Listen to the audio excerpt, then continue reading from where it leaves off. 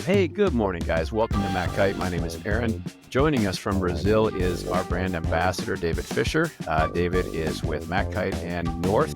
David, welcome, my dude. Tell us a little bit about yourself and how you got involved as a brand ambassador.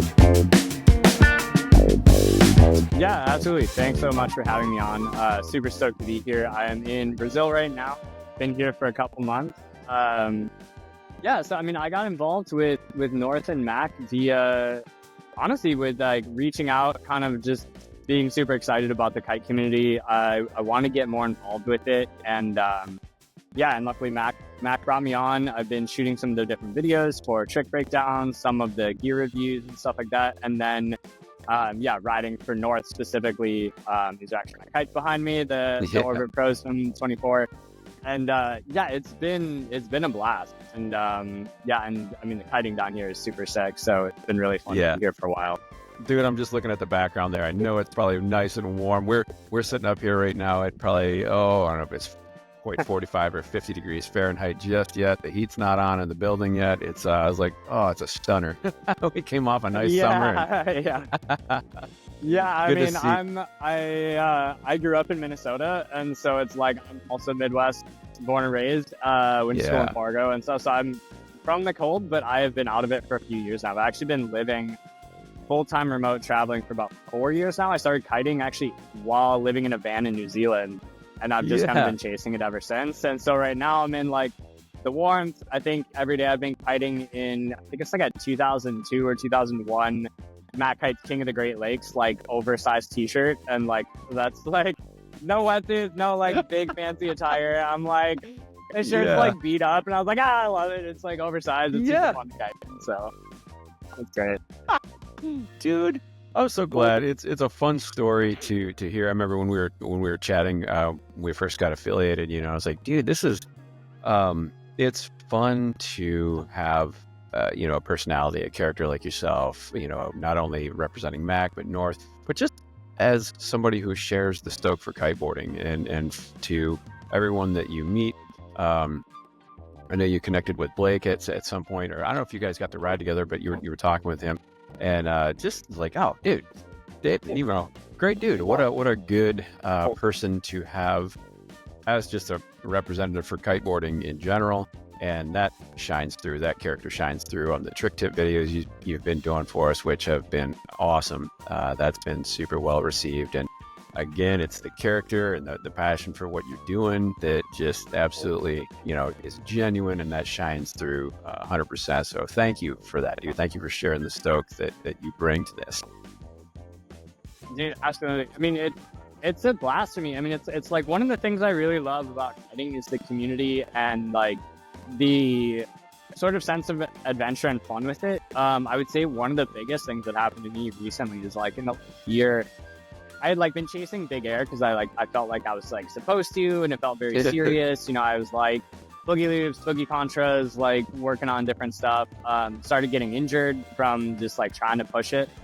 And then actually, since being in Brazil here, I was in one of the big air spots for a little bit, training with some of the guys, and then we went to a different area, was doing more free ride and stuff, and just like my massive stoke for the sport just like shot back up. It was like creating new tricks or like trying new random weird dumb things that don't count as like some cool scoring type of thing. And that's the stuff that like I love, and I love sharing it with people. I love coaching other people on that kind of stuff too. And it's like, I think one of like my videos that I did with Mac, right, was like the back roll hat drag. So it's like instead of the hand drag, bobbing the hat, I'm just being silly and stupid. And it's one that like people reach out to me about it all the time. They're like, dude, that's so funny. Like, I love it. Like, that's like, I love like just seeing the like fun and playfulness in the sport rather than being super rigid of like, okay, we need to do this trick and this trick and this trick. We have to like progress. It's like the sport's also about just like going out in nature and having fun and just like playing around. And I love it. Yes.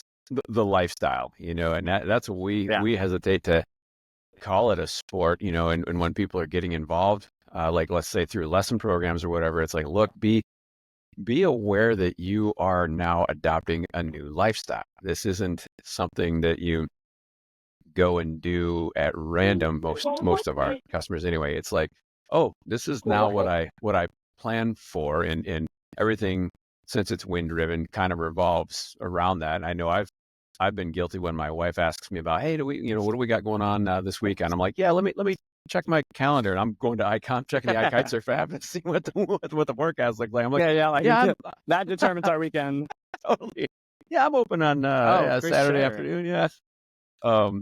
But that for is sure. And I think one of the beautiful things.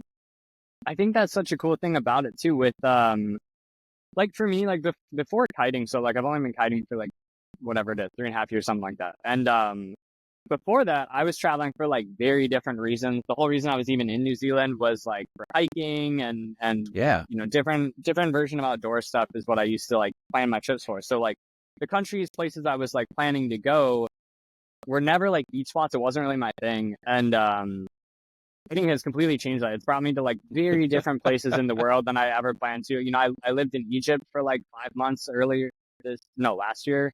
Yeah. And just like I'm like jumping to spots that were like, oh, it'd be kind of cool to go there, but I was like, I was never on my list. And then all of a sudden you get into kiting and it like, or any with the wind sports, and all of a sudden it really changes like what seems like your have to go vacation spots or trip spots or like live abroad spots. Yeah. Yes. Yeah. And that's well, and how now, tell us about where you're at. You're in Brazil currently, right? So tell us about where you're at, the resort that you're at, and how you found it. Or actually, you're not at that resort right now, correct? You come at it. Yeah, because I actually I fly out tomorrow, so I'm back in, and I can kind of like walk through like the basics of like the Brazil. You'd almost call it like the route of like where all the kite spots are, but yeah, absolutely. And so you mainly would fly into Fortaleza. It's kind of like the main spot, like, and especially if you're coming from the States, you can route through like Florida, like Miami or something. You're usually going to find your best flights. I've seen a lot of people, like a lot of our friends that are here, they're from the Bay Area, and they would buy separate flights through from like SF or wherever to Miami down, because direct to Fortaleza. So that's kind of a good trick too, as far as getting here. Like, don't always just try to put it all as one thing. You might have to look to see, because you might be able to piece together an easier and like cheaper way to get here. Okay. So you'll start in Fortaleza for the most part. The nearest town is Cumbuco as far as like a kite hub. That's where I'm at right now. I'm actually at Ocho, like one of the beach clubs here. So this is one of the spots that you'll see. There's a lagoon downwind of this a little bit. So there's the ocean kiting, and then there's a lagoon called Kawiti. That is one of the ones that you'll see a lot of like Instagram posts and stuff like that from. Yeah. It's kind of a smaller lagoon, but it's flat water. You'll see a lot of, I would say this spot and Taiba are the two close by Fortaleza-ish like lagoons. And these are where all like you'll see the pro freestyles. This is where like the winds are a little bit lighter this side. And as you go up the coast, they just kind of progressively get stronger. And so here's where you see a lot of freestyle. Though you will get big wind days. Like I've been here on an 8 looping and stuff like that too, but I would say that the average you'll get a little bit lower. And this is where you just see more like freestyle heritage of Brazil kind of like show up. So it's a great jumping off point. It's a great spot to like hang if that's your vibe. Cumbuco is a little bit bigger, but and you get a lot of people coming from Fortaleza and other spots too. So it's like you get a bigger mix of like partying with like locals and like clubs and stuff like that, compared to maybe further up, more rural spots. But this is kind of like, I recommend swinging through here for at least a couple days, because it's like when you get off the plane from Fortaleza, you like want to get somewhere right away. Cumbuco is a great spot to like start on. And are you in the you're in the northeastern portion of Brazil, correct? Is that where you're located? In Ceará. Cool. Yeah, Ceará, the state of Ceará. Now, traveling down to Brazil right now, you're coming into, I mean, it's a beautiful time of year to travel, especially if you're traveling from the States. But regardless, Brazil is what's kind of the go-to season right now for Brazil. You can be down there for a couple of months, possibly. I mean, if you're looking for the good wind conditions, good steady wind conditions on a regular, seems like now through what. Yeah, actually, honestly, like it's even earlier. I've been here for, I misspoke earlier. I've actually been here for over 3, because I actually already had to extend my visa. I got in 3 months ago, so that would be in, what was that? Like July. And it was even windy then, I mean, it was like a little bit lighter winds, like here in the Cumbuco area, like I was on 12, maybe 10, but like in that kind of range. And then it'll progressively pick up. I would say the like windy months are probably like mid-August in through till like end of November is kind of what I've been told. Perfect. For how late it goes. But I've had many people like, and I meet friends here that are like, oh no, we're staying until like sometime in January. Because I think it's like right now it's like you don't check the forecast or you don't check whether there's going to be like there is wind. It's just on like without question. And so maybe in those months, in the later ones, people are like, oh, time to go somewhere else because we only got wind 5 days out of the week or 6 days out of the week or something. And I mean, like, you know, depending where you're coming from, you're like, I would pay anything to go with that. So, and then it's going to be like way less busy too in those months. So like, honestly, I think that season here stretches. And you can come as early as like late June and stay as late as like dude, that sounds rad. Oh man. Yeah. So you're in and it is a thing that I think is cool too is like it's very much a like a pick your own adventure kind of place. And this is where like I think understanding the difference is like I was there yesterday or 2 days ago. I was like 6 hours away up the coast. I mean, it's a very different conditions, very different kind of spot. But it's all just like driving. I've gone up and down the coast, I think 3 or so times since I've been of just being like, let's go over here for now. Let's go over here. Let's like loop back. Our friends are coming into town down here. And so it's like, it's not one of those where it's like, oh, there's just one kite spot. You go post up at that and then you're like there forever. You're just like, you can run around and just completely change up what you want. That's cool. And that's, I'm sure, you know, for the untrained traveler, it's good to have like at least maybe a spot or two in mind to start at, you know, and make that your destination. But then it's great to hear that you've had some time to travel out and around and realize that, oh yeah, that's a good place to land first, maybe. But then, like you say, to realize, man, you're free to just roam about and explore. And it sounds like you've got a lot of coastline to hit, and then there's a lot of different lagoons up the coast as well, right? I mean, it's crazy when you look at it on a map. You zoom in on Google Maps, the northeastern portion of Brazil.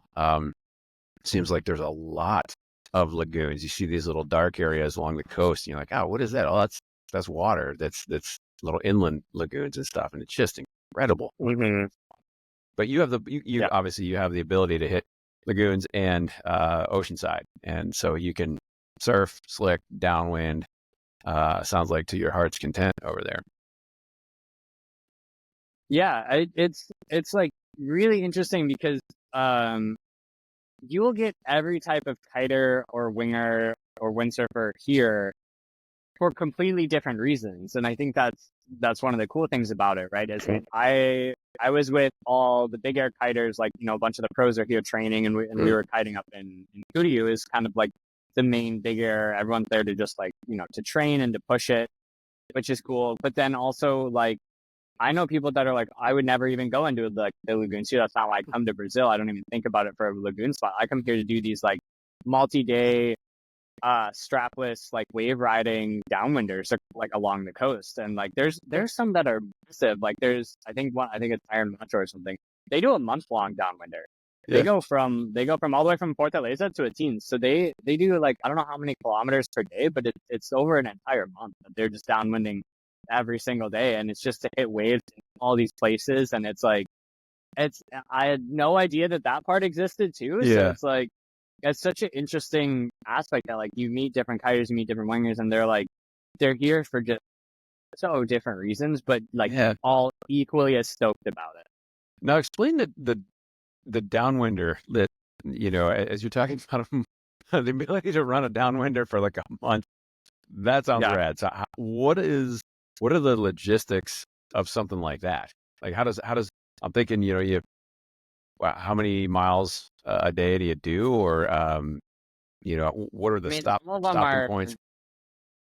Yeah, I mean, I would organize it with someone. There's a ton of companies here that organize different length downwinders, like Kite Surfing World is one of them, and then there's a bunch of different ones that'll do it, and basically it would be kind of like choose your own adventure of like, okay, we want to go about this far, and then the different ones will kind of highlight like, okay, if that's what you're looking for, it's best to like start here, and then they always go with support truck or support like buggy.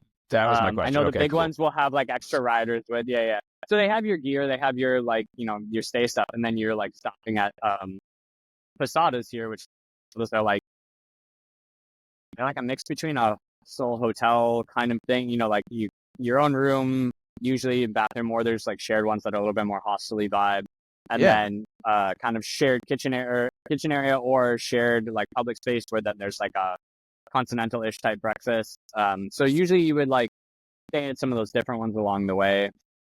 And I mean, like I have friends that are the guys who do the support stuff for it, both for driving or for they do like the ride along. So like help if something goes wrong, to help if something happens with kites and things like that. And like I think that's pretty cool. There's also short downwinders where you can just do like, I've done ones where from Cumbuco to Taiba, for example, we were staying in Taiba, so we were staying at the downwind point, right? Because the wind goes northwest, basically like, along the whole.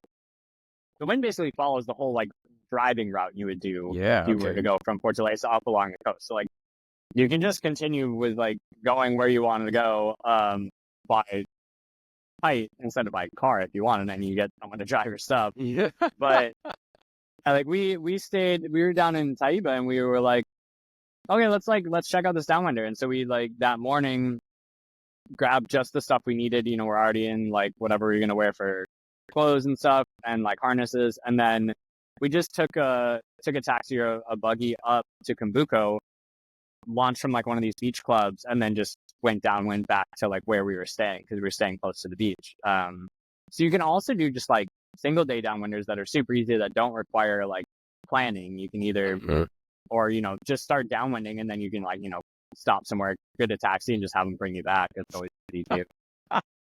That sounds pretty cool. And like it goes for like 3 hours, like 3-4 hour ones, even not even just really short ones. You can do like and still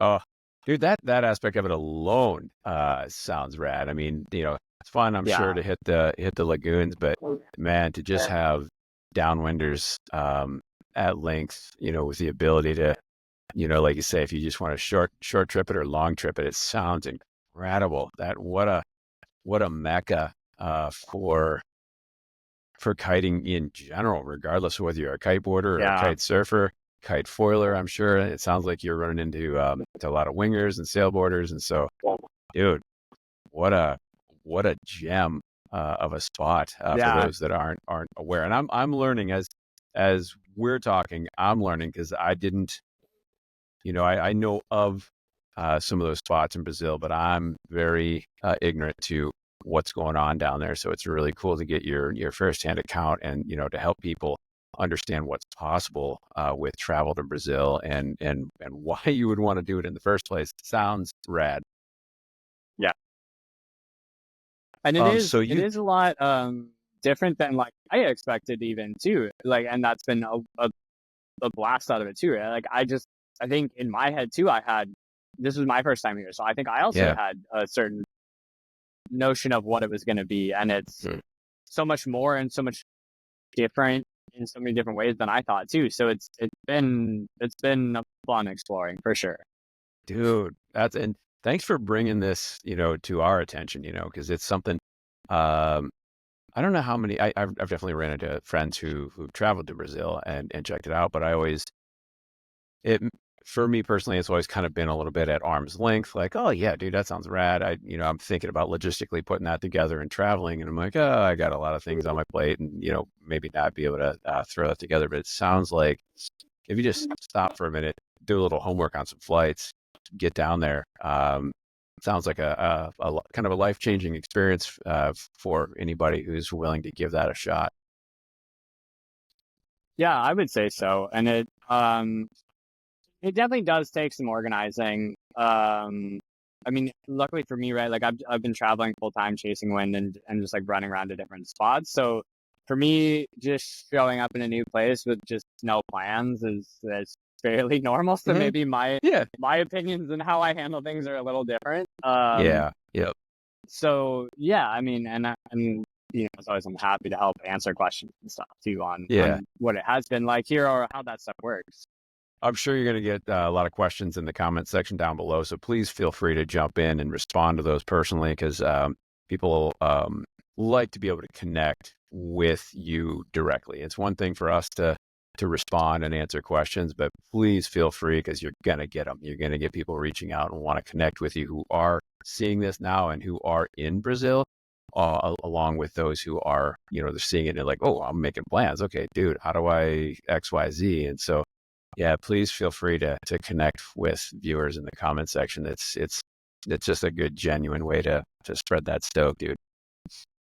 For sure. I mean, I love it. I mean, it's one of the reasons I like, being a team rider for Mac and stuff, is like the comments I get on, let's say in my trick videos, I love responding to them. I've also had people like reach out separately, like find my Instagram or something and like reach out about stuff or ask questions or just to like share about different things. And to me, that's super fun, because like the part of the whole reason of doing this is to connect with like a community, get more involved, be like interacting with people more. So I'm all for it. So always, guys, feel free to like throw questions in anywhere. I'll always try to get to you and stuff like that. And hopefully we'll have more chances to kite together too. That's been fun. I've run into people that knew me from the Mac videos, and then we're just like stoked to go kite together. Like, they ask me how to do like some trick or whatever, and I like give a little bit of like help, and it's a bonus to me. Dude, that's very genuine of you, dude. And that's one of the things that we sincerely appreciate about this affiliation, because you are just an amazing ambassador. You're an awesome rider, but that's not always the same. You can have an awesome rider that's got the personality of a doorknob, but doesn't make them a good ambassador. You have, multifaceted. So that ability to represent what people want to get to, and then be receptive for those questions and that Q&A is just awesome. Go ahead and drop your Instagram if you want to let people know how to reach out. Yeah, it's just, I think it's just DavidFischerXX. I think I was pretty lazy with it. And just cool. No worries, my dude. name. It's all good. Obviously, it's a super common name. There's some hackers at the end. Well, maybe we'll put a logo in somewhere or find a way to like add it. Yeah. I'll link it in the show notes and or description below. So, dude, you had spent some time at a resort called is it Cometa? Yeah.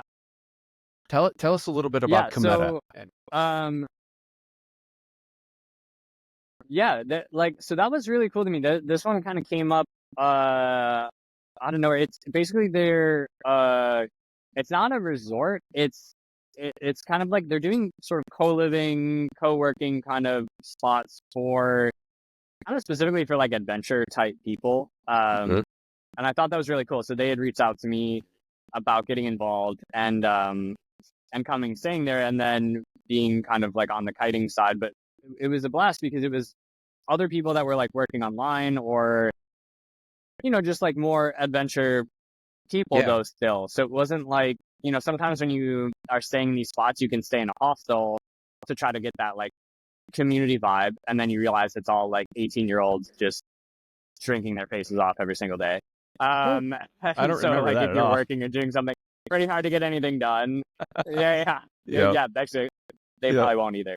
And then, or sometimes you end up at the ones where it's like a little bit more put together, but then it's just sort of like families that are kind of on their own holiday, or some of these people that kind of are just in their own little groups.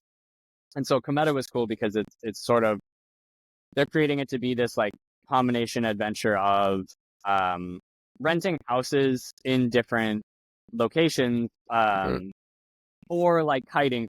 I think they're starting with kiting, but the plan is to also do ones that might be like scuba trips or like surf trips and stuff like that too. So here they rented like a nice house that's like got great spots for like working, solid internet. It was kiting kite out, so we could just like walk out the front door and like just start kiting. And then you had essentially like other people that were of the same kind of situation of you, or like Yeah, someone's on meetings, like people knew not to bother each other, but also it's like sure. we'd sit around over breakfast and like talk shop about work, about life. And then like for me being the kind of like the kite ambassador type person out of it, I had a lot of people like while we'd sit over breakfast, we would just talk about yesterday's kiting, and I would like give advice or like give some coaching. And that Yeah, was really fun for me, you know, because it's like we just all would go kite. I would notice things, or people would ask me like the day before, like, "Oh, I'm working on this. If you have any advice," and then I would notice some stuff while we're kiting, and then we're just sitting around having coffee in the morning, all in like round table and stuff, and or we'd be in the pool and stuff, and just get to chat through it. And so that was really cool for me. That was like such a fun combination of like there's a community, there's still like some professional side of not just like I'm on vacation mode, I need to just like party my head off every day because like right. I'm this is my full-time life, so I'm not going to Yeah, be on the same like gear as someone who's like I'm on a 5-day bender holiday, I need to go sure. nuts. So So that part was really nice. this seems like Cometa. It's a bit high end, right? I mean, this is something that's very clean and professional, and it sounds like Yeah, I uh, would call it mid-end. Like mid. Okay, it's not like hyper luxury where you're like, oh, it's like I think if you go for the like the luxury ones, the high end ones, you get a very different kind of crowd sometimes. got it. Sure.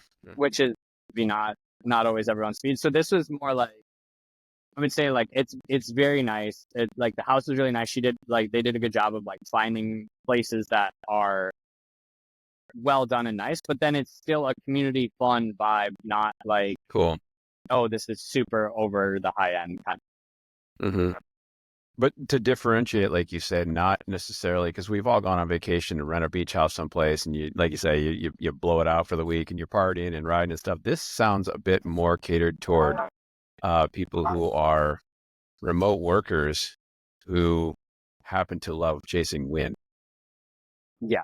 You hit it on the head. So it's really geared at those like digital nomad remote workers, people who've got a number of maybe like either they're full-time remote or they have a certain number of like holiday or remote work days, right? Like some of the people that were there when I was there, and there's people coming in and out, which is nice too, because it's not quite the same as like you go rent a house to people for a certain number of days.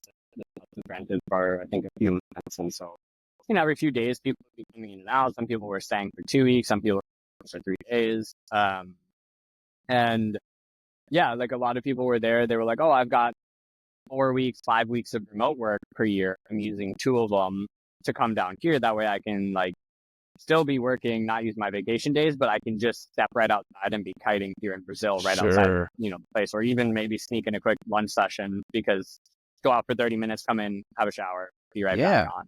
So Yeah. I think it's a really cool situation. Yeah. That's very different from a vacation trip. This is a different mindset. This is a Yeah. yeah, like you're taking that vacation or that remote time that you have allocated and making just relocating to Brazil for whatever duration, but you're still continuing on with your daily life, the things that you do for work. And then you're catered to with good accommodations and amazing riding right out the back door. That sounds rad as well, and especially so for anybody who does kind of fit Yeah. that ticket. You're not just, it is a different experience from like a vacation experience. This is more, hey, this is my daily life. This is what I do. I'm just now in a nice, warm, windy spot for a few weeks at a time or whatever. So, dude, that's very cool. So what is it like? Yeah. You want to talk a little bit about some of the kite spots, tides, transferring, renting cars, any other travel tips? Super broad form question, I know, but like what other Yeah. kind So of information do you want to share? perfect. Yeah. So the thing is, like, I would say the thing that took me by the most surprise as far as the kiting in Brazil, was just I mentioned a little bit before, like, read the differences in places and the different setups. Because when you like see Instagram, you see things, like, you just see like some shot of some basically empty lagoon, and it just seems like it's lagoon after lagoon after lagoon. Which there are lagoons around. It is not quite to the same level of like what Instagram's going to make it look like. Which I mean, that's the whole purpose of some of the social media, is to show the cream of the crop of something. But the thing that I didn't realize was like so many of these spots are tidal. And so they're like lagoons, but they are open to the ocean. And so, Got it. Some of them might be lagoons that only exist during high tide. And some are even ones like Goodieu, for example, is one that like the flat water in this lagoon only exists during low tide, because when it's high tide, the sandbars are underwater, so all the wave and chop comes through. So there is a little bit more to think about, and a little bit more complexity to the spots here. And that's where, like, you mentioned, like, do I take a transfer? Do I rent a car? I think, if you're someone who wants to really like chase flat water and lagoons, I think it can be helpful to like actually look into renting a car, because sometimes it's to be like, okay, well, I know it works here for high tide, and I know over here it works for low tide. I'll go do 3-4 days here, and then I'm going to move over to here. And so I think the beginning of my trip, I did not have a car, and so I stayed in just places a little bit longer. I would take transfers up to the next spot, and then to try both sides of it, the second half of the trip, I've had a car for everything, which they're very easy to rent from Fortaleza Airport and then going, or from like Joka by Jericoacoara. And then it gives you a little bit more freedom to just say, like, oh, well, actually, because of the tides over here might be cool, let's go over here for a couple of days, if you're someone who's like willing to move around that much. Otherwise, if you just want to kind of post up somewhere, right? Like, some of the people that were coming to Cometa, for example, they're only here for a couple of weeks. They're like, I'm not going to move around a bunch, because that's so much diving time versus like being on, and they wanted to be oceanside. They didn't care as much about lagoons. They wanted to be like in the ocean side. So for that, doing a transfer might make more sense of just paying, getting dropped off there, and then just don't have to worry about stuff. And when you're in a lot of the towns, getting around in them is super easy. Most of them are very walkable. Oh, that's cool. It's really quite simple. What is the how about something simple like communication challenges? For example, if you are coming from an English-speaking environment, what's it like traveling to Brazil and getting around through that barrier? Yeah, Brazil is interesting. It kind of caught me by surprise, because I've been traveling for a long time, not just for like kiting aspects. So I traditionally had been working in Silicon Valley. I worked for a startup for a long time doing like sales. So I was traveling to countries all the time for work, and then with chasing kiting, I was running all around to different countries. Brazil is actually, I would put it up there as far as one of the sort of like least English speaking by kind of like default places I've ever been. Which is fine. Like, I mean, obviously, like, you're coming to their country, like, obviously, like, you should never expect someone to like to speak your language or anything like that. For sure. But for sure. You really realize how big Brazil is, because it's like, like you go to, because sometimes I think we all assume like, oh, I'm going to a tourist location. English tends to be the kind of like tourism language. So I'll probably be able to find English pretty easy. But you really realize like how big Brazil is, because like there's huge tourist spots here, but the majority of the tourists are Brazilians, because they're from completely different areas. And like, it's there's like almost this whole different aspect to it in their own way, which I love, because it's really fun. It gets you much more immersed in like the culture versus feeling like you're just at a like, I'm not a big fan of going to spots where I'm like, oh, this is like a weird mini other of like my home, because it got tailored so the like tourism that it's like local. That's the case here. I really like that aspect. And like, just be prepared that like language barrier is going to be hard. But everyone here is super nice. They're all very, very open to like just kind of helping you muddle through it, or just using Translate. Honestly, just using Google Translate and just like talking into it, showing it to them, having them talk. Like, you can do stuff like that. So I would never let that put you off from a place. Just like, just understand that's going to be some of it, and that like, just be prepared for it. Sure. Yep. And like you say, a little, I'm sure it wouldn't be a bad idea to maybe brush up on some conversational terminology. And then, like you say, through the use of a translation app, it sounds like that's been able to work in a lot of cases for you. Yeah, and people are really friendly with like helping you learn too. Like people want you to be able to speak some of like Portuguese and stuff too here. And so when I first came to Brazil, I actually was living in an apartment right across the street from this particular beach club I'm in right now at Otro. And some of the guys working here actually have really good English. And I would come here in the mornings and come have like a coffee before it would get busy, and I would just hang out and work online or something. And I would just chat with them, and they would like give me advice on Portuguese. They would like I would ask them how to say something, or they, we joked about it being my like morning lessons while like the flight was like slow in the morning. So it's like people are super nice about it. Like don't let that ever like slow you down, and embrace it. I think we really should encourage other to like jump into other cultures. Amen. And as with most aspects of life, you kind of tend to get what you put, you're going to get back what you put into it. You come with an open attitude and realize it's, especially for those of us in the English speaking countries, coming from the US and stuff, it can be, there's maybe a little travel, borderline ignorance, arrogance, right? And so I think when you go to a place like Brazil and you stop and realize, look, man, it would benefit me greatly to learn a bit about the culture before I go, do some studying, do some homework, and go in with a humble attitude. With a humble, open attitude is probably going to serve you very well traveling for chasing wind in a spot like Brazil.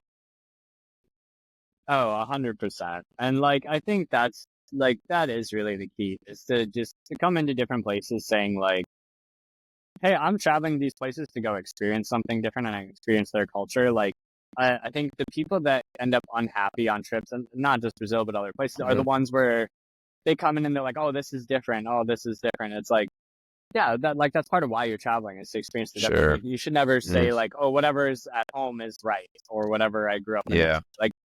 Like come in with that open mind and be like, okay, this is how things work here. Oh, this is how like life is here. And like, you'll find like so much beauty and just interesting things within it that you're like, this, makes amazing sense. This, or like, this is way better than what we do over there. Like, what, we should like act more like this. And like, I think it's, I don't know. It's just, it makes it so much more fun to like be curious. You know what I mean? Don't like, I mean, as much as I want to always quote Ted Lasso, it's like, be curious, not judgmental. Right? And so like, that's one of my favorite lines. And so I think it's so true. Like, just ask questions and like want to learn about it. And it's just going to open your eyes. And also just like, you'll get brought along to so many more things. Like you said, it is really like what you put in. When you show you're curious, when you show you have interest, like the number of like random things you start getting invited to here, it's just like, it's good, bad, or otherwise. All of a sudden you're like, I mean, all of a sudden you're like on some downwinder with strangers, but it's like because they knew about some secret like lagoon spot that you can only get to via a downwinder, and like, it's fun. Well, the magic truly does happen outside of your comfort zone, right? So this, by your willingness to jump into the deep end, so to speak, and just throw caution to the wind, definitely will benefit you, and clearly it has benefited you personally as you've been traveling. David, is there anything else that you wanted to comment on about your travels in Brazil? What people might want to prepare for, bring with them, don't bring with them? Any other tips in closing? I think that's I think that's a great point. Is right, like due to VAT taxes and different things like that, like gear and stuff can be quite expensive here. And also depending on where you're at, you might be in some pretty like rural spots. So kind of coming in for that, like I have a lot of friends that like they came here for a long extended time, so they were like, oh yeah, I brought 2 bars, I brought like an extra bladder or like extra repair stuff. And so I think things like that are important to kind of think about. I know one that, like, for some reason, I don't know why, like, out of my friends, like, no one did this or had it, but, people's foot pads and stuff were starting to come off, or like the screws were coming loose often. And like, I always travel with like Loctite that I put on my screws a little bit. And for some reason that blew a bunch of people's minds. They're like, I'd never even thought to do that. It's like, thinking about some of these like little lessons that are just going to make things a lot easier are really nice. So thinking about like how long you're going to stay, how remote of an area you're going to be in, and letting that dictate a little bit of like, should I bring some spares of things? Should I bring an extra set of lines in case something happens? Or am I going to be like in Praia or in Cumbuco in these like major spots where, my buddy, I think he snapped a line or something happened, and he got it repaired like the next day, because he's in like the main spot where there's things around. But like when I was over in other areas, you're a few hours away from like the closest thing that might even resemble a kite shop. And so when we're over there, then it's like everyone's got kind of spares and certain things. So just kind of think it through a little bit about like how remote are you going to go and how much should you kind of prepare for if things do go wrong. Yes. Dude, that sounds awesome. You got me thinking about it. I plan on just kind of having a conversation and you talking about your experiences and what, planning a trip to Brazil for kiteboarding, kite surfing, winging, what that looks like. And now I'm quietly making notes to myself about what I want to do for a future trip. So I will absolutely be connecting with you for some more tips and information and how to get started. But man, you've given a great overview of what it's like to travel to Brazil and in some places to ride and stay and what to expect. Dude, do you have anything else you'd like to offer in closing? I think the only other thing was like, I mean, basically what you're just saying with like planning trips to like, Brazil or like, maybe Cape Town or Outer Banks, things like that.